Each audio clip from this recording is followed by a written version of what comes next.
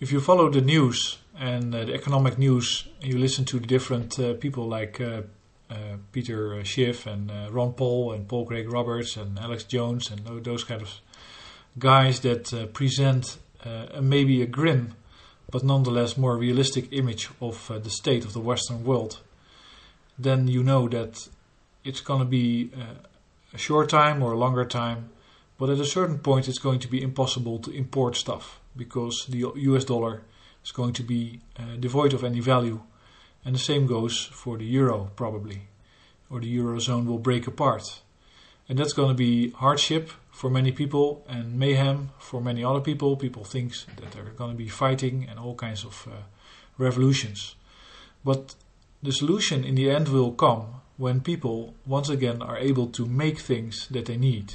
So it's either grow the food that they need, and that doesn't mean you have to rum it around in the ground. You can use technology just like anybody else. So that doesn't mean that food production will have to be hard labor. It can be high-tech labor. It can be urban growing, and it can be urban farming, digitally controlled, and etc. That's all possible. But of course, all the other stuff that we need also has to be made, and we cannot really buy it overseas anymore then.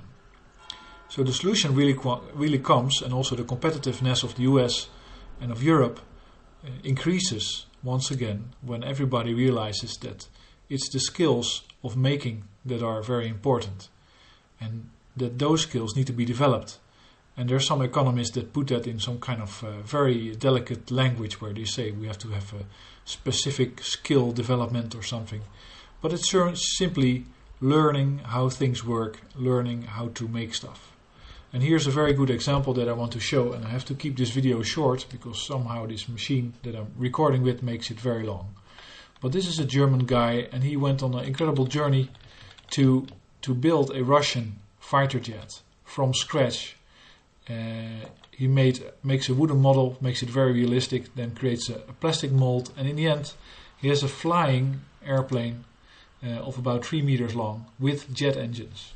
It's just incredible, and I recommend you flip through the 80 pages that it takes him to build this thing, because it teaches you that you can build these kind of things if you just focus, try to understand how they work, and then have the stamina to complete the job.